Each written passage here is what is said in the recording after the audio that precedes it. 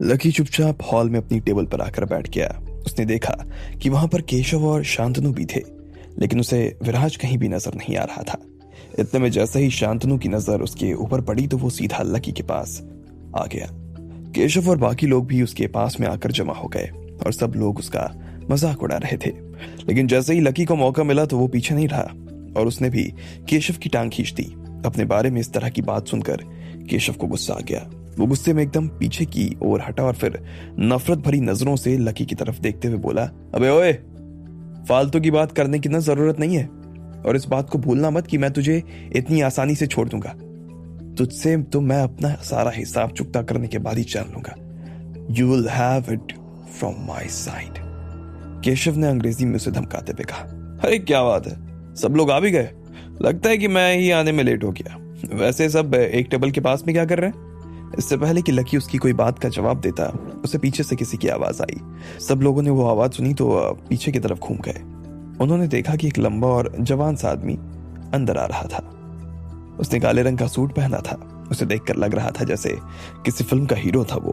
उसके साथ में एक बहुत ही सुंदर लड़की भी थी, जिसकी कमर में उसने अपना हाथ टिका रखा था। उसने भी काले रंग की ड्रेस पहनी थी। उस लड़की की भौहें हल्की सी तनी हुई थी। वो दोनों और कोई नहीं बल्कि अब्बास और श्रेया ही थे। तब से लेकर अब तक उन दोनों का साथ बना हुआ था। अब्बास ने ही विराज को शहनाज से मिलवाने में मदद की थी। अब इस वजह से उसे इस इन्वेस्टमेंट में काफी सारा हिस्सा मिलने वाला था। वो अब अपने ग्रुप के बाकी लोगों से थोड़ा सा और अमीर हो जाने वाला था और इसलिए वो इतना फुला हुआ नजर आ रहा था। जैसे ही सब लोगों ने अब्बास को जाते हुए देखा तो सब उससे मिलने के लिए चले गए। लेकिन जैसे ही उन दोनों की नजर लकी के ऊपर पड़ी तो उन्हें भी गुस्सा आने लगा। उन्हें ऐसा लग रहा था जैसे उनकी पूरी पार्टी ही उसे देखते हुए खराब हो गई। पिछली बार हॉल में उन्हें जबरदस्ती लकी के सामने घुटने पर बैठना पड़ा था। तब से बहुत से लोग उनका मजाक उड़ाते और ये बात उन्हें जरा भी सुहाती नहीं। बहुत से लोग उनके सामने और उनकी पीठ पीछे हंसा करते। अगर लोगों को अब्बास के साथ में हुए उस हादसे के बारे में पता चल जाता तो यहाँ भी उनकी छवि खराब हो जाने वाली थी। वो लोग भी उसके ऊपर हंसने लगते। इसलिए उसे लकी पर गुस्सा आने लगा और वो चाहता था कि बस वो अपना मुंह ना खोले। तुम यहाँ पर क्या कर रहे हो? अब्बास ने बहुत ही शांति से लकी से पूछा। हालांकि उसे गुस्सा तो आ रहा था, लेकिन वो इतनी आसानी से अपना गुस्सा जाहिर नहीं कर सकता था। साले लकी, हरामखोर, मैं तुझे जान से मार दूंगी। अचानक से लकी को अपने सामने देखकर श्रेया का तो खून खौल गया। उसने पास में रखे टेबल पर से कांटा उठाया और सीधा लकी की दिशा में उसे दे मारा। लेकिन लकी ने अपनी उंगली से उसे पकड़ लिया और एक तरफ फेंक दिया। श्रेया को इस हॉल में देखकर उसे अच्छा लग रहा था। समझ में नहीं आ रहा था उसे कि वो जहां भी जाता था वहां श्रेया उसके पीछे क्यों आ जाती थी। बाकी लोग भी श्रेया के इस तरह के बर्ताव को देखकर बुरी तरीके से चौंक गए। उन्हें समझ नहीं आ रहा था कि ये शरीफों की पार्टी में ये सब क्या हो रहा था। इतने में एक आदमी ने आग को तूल देने के लिए कहा, अरे अब्बास भाई, इस लड़के ने आपको भी ऑफेंड किया है क्या?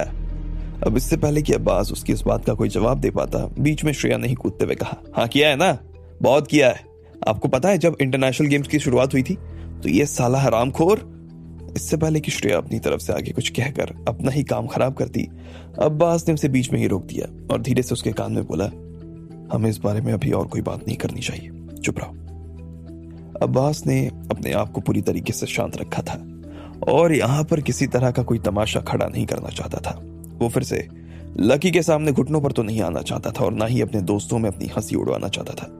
सॉरी अब्बास, लेकिन तुम्हें तो मालूम है ना कि इस आदमी का नाम सुनकर मुझे कितना गुस्सा आता है। I am sorry. श्रेया ने भी अपनी ड्रेस को ठीक करते हुए कहा, वैसे यार ये आदमी यहाँ अंदर कैसे आ गया?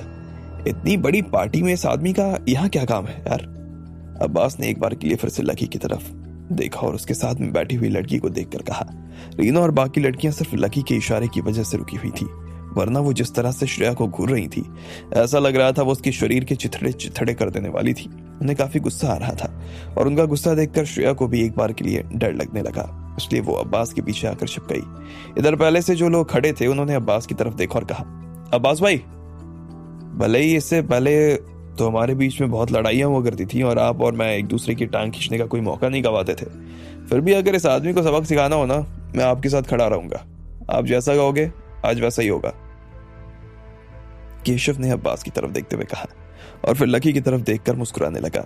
उसे लग रहा था कि राजा जी के आ जाने से पहले ही वो लकी के साथ में अपना हिसाब चुकता कर सकता था। उसने लकी से कहा, ये आदमी ये कह रहा है कि इसे भी यहाँ पर बुलाया गया है, जबकि हम सब जानते हैं कि पार्टी में राजा जी ने किन किन लोगों को बुला रखा है। ये आदमी यहाँ पर घुसा चलाया है। राजा जी अगर इसे यहाँ पर देख लेंगे ना तो नाराज हो जाएंगे। गुस्से में अगर उन्होंने अपना इन्वेस्टमेंट वापस खींच लिया तो हमारा शहर तो भाई बर्बाद हो जाएगा। क्यों ना उनके आने से पहले अब्बास भाई इसे ही बाहर फेंक दे, क्या बोलते भैया? केशव ने पूछा। जैसे ही उसने इतना पर कहा उसके बाद तो सब लोग उसकी बात पर राजी हो गए। उन्होंने तुरंत हाँ में अपना सिर हिलाया और कहा, हाँ सही कह रहे हो। जब इसे देखकर हमें ही इतना गुस्सा आ रहा है तो राजा जी को तो कितना ही गुस्सा आ जाएगा। यस, उनके आने से पहले ना हमें इसे यहां से बाहर फेंक देना चाहिए। क्या कहते हो? बिल्कुल सही। और इसे सिर्फ बाहर ही मत फेंको, बल्कि इसे ऐसा सबक सिखाओ कि बाद में ये इस तरह की ना किसी भी पार्टी में ना घुसने की हिम्मत ना करे। मुझे तो लगता है कि हमें इसे बाहर नहीं फेंकना चाहिए, बल्कि होटल के बेसमेंट में बंद कर देना चाहिए। इसने हमारे साथ जो कुछ किया है उसके बाद में तो हमें इससे बदला निकालना ही चाहिए। एक बार पार्टी खत्म हो जाए फिर हम अपनी पार्टी शुरू कर देंगे। सब लोग अपनी अपनी तरफ से सुझाव दे रहे थे और हर सुझाव के साथ में लोगों की नजर में लकी के लिए गुस्सा ही था। इधर लकी ने भी आखिर में अपनी मुट्ठियां भींच ली। किसी भी वक्त लड़ाई की नौबत आ सकती थी। उसकी मुट्ठियों को देखते ही रीना और बाकी लड़कियां भी तैयार हो गईं। लेकिन लकी ने एक आखिरी बार उन लोगों को देखा और बोला, देखो मैं ये बात आखिरी बार कह रहा हूं, मैं यहाँ पर जबरदस्ती नहीं आया। मुझे यहाँ पर खुद राजा जी ने फोन करके बुलाया है। ऐसे में तुम लोगों के पास में इस बात का कोई अधिकार नहीं है कि तुम मुझे धक्के देकर यहाँ से निकालो। आई बात समझ में? लकी ने जैसे ही इतना बार कहा बाकी लोग उसकी बात सुनकर एक बार के लिए तो खामोश हो गए, लेकिन अगले ही पल वो सब फिर से ठहाके मार के हंसने लगे। किसी को भी लकी के कहे पर तो विश्वास ही नहीं हो रहा था। क्या कहा राजा जी ने आपको फोन करके बुलाया? अरे आपका एक बार मना कर देते तो राजा जी तो आपको घर से ही आपके उठाने के लिए ले आ जाते ना। बाप रे बाप, मैंने अपनी जिंदगी में इतना बड़ा बेशर्म बदतमीज आदमी नहीं देखा यार। मैं भी चाहता हूँ कि राजा जी मुझे फोन करके बुलाएं। हाँ देखो तो सही, राजा जी ने भाई विराज बना को नहीं बुलाया और इसको फोन करके बुलाया। क्या बात है। मुझे लगता है ना इस आदमी का मेंटल सर्किट ना थोड़ा हिल गया है, ठीक नहीं है। इसे ना किसी तरह की बीमारी है भाई। हो सकता है राजा जी ने इसका इलाज करवा देंगे ना, यहाँ बुलाया हो इसे, वो इसका इलाज करवा कर अखबार में छपवा देंगे, दिले राजा गरीबों का मसीहा। इन सब लोगों की बातों के बीच में ही केशव भी आया और उसने जोर से कहा, अरे मेरे भैया, अभी अभी खबर मिली है राजा जी बस आने ही वाले हैं रास्ते में। क्या कहते हो, उससे पहले इसे फेंक दूं बाहर? कर दें बाहर इसे? कर दो। सब लोगों ने एक साथ कहा। उनकी आवाज पूरी हॉल में गूंज गई। इधर लकी भी अपनी कुर्सी में तन कर बैठ गया था।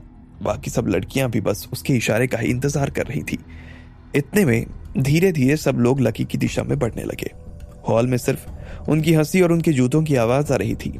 लकी ने अपनी मुट्ठी कस ली और अपने दांतों को भी भींच लिया। वैसे तो उसे हाथ तक उठाने की जरूरत नहीं पड़ने वाली थी, लेकिन फिर भी अगर जरूरत पड़ती तो उसके लिए तैयार था। इधर सब लोग धीरे धीरे उसकी दिशा में बढ़ रहे थे। उन्होंने अपने हाथ उठा लिए और किसी भी पल वो उसके कपड़े पकड़ सकते थे। ठीक इसी वक्त जब एक आदमी उसकी कॉलर पर हाथ रखने ही वाला था और इतने में रीना उसका हाथ तोड़ देने वाली थी कि हॉल का दरवाजा खुल गया। सब लोगों की जैसे ही सांसें रुक गई थी। राजा हॉल के अंदर दाखिल हो गए और उसके साथ में देश भर के बड़े बड़े नेता भी चले आ रहे थे। राजा के आते ही वहां पे फिर से खुशबू महकने लगी। इधर इन सब लोगों के हाथ लकी के कपड़े के ऊपर पड़ने ही वाले थे। वो उसकी कॉलर पकड़ने को ही थे, लेकिन जैसे ही उन्होंने राजा को देखा तो सब लोग घबरा गए और अपनी अपनी जगह पर खड़े हो गए। सब लोग ऐसे खड़े हो गए जैसे कुछ हुआ ही ना हो। उनमें से कोई भी राजा के सामने अपनी छवि खराब नहीं करना चाहता था। वो सब शांत हो गए। लकी की टेबल के पास में अब्बास, श्रेया, शांतनु और केशव खड़े थे। लकी अभी भी अपनी कुर्सी में रीना और बाकी लड़कियों के साथ में बैठा हुआ था और राजा को आते देख रहा था। फिर उसने देखा कि राजा के साथ कुमारी भी आ रही थी। बाकी नेताओं और उसके गार्ड के आसपास कुमारी भी खड़ी थी। वो सब अंदर आए और सबके सामने देखकर मुस्कुराते हुए सीधा अपनी टेबल की तरफ जाने लगे। वहां ढेर सारे लोग होने की वजह से राजा ठीक से लकी को या किसी और को देख नहीं पाए। वो बस अपनी ही धुन में चले जा रहे थे। लेकिन जब श्रेया और अब्बास ने कुमारी को राजा के साथ देखा तो उनका तो दिमाग ही हिल गया। ये सब क्या हो रहा था, उन्हें समझ नहीं आ रहा था। श्रेया ने बहुत ही धीमी आवाज में अब्बास से पूछा, अब्बास, ये सैंडविच वाली लड़की राजा जी के साथ में क्या कर रही है? अब्बास ने भी पहले तो उसके सवाल को सुनकर एक बार के लिए उसके बारे में सोचा और फिर धीरे से उसके कानों में फुसफुसाते हुए बोला, मुझे लगता है कि राजा जी को इस लड़की के ऊपर दया आ गई होगी। हो सकता है उन्होंने इसे गोद ले लिया हो। वैसे भी इनके देश के लोग बहुत धार्मिक और बड़े दिल वाले होते हैं। ऐसे में हो सकता है ये इस लड़की का भला करने के लिए यहाँ पर ले आ रहे हो। इधर अब्बास ने अपनी बात खत्म की और उधर राजा अपनी आलीशान कुर्सी पर बैठ गया। अब आगे क्या होने वाला था? यहाँ पर क्या बात होनी थी? क्या सब लोगों के सपने पूरे होते? और क्या चल रहा था राजा के मन में? आपको क्या लगता है, क्या होंगे इन सभी सवालों के जवाब? कमेंट बॉक्स में कमेंट करके हमें ज़रूर बताएं। और सभी सवालों के जवाब को जानने के लिए सुनते रहिए इंस्टा मिलीनियर सिर्फ पॉकेट एफएम पर।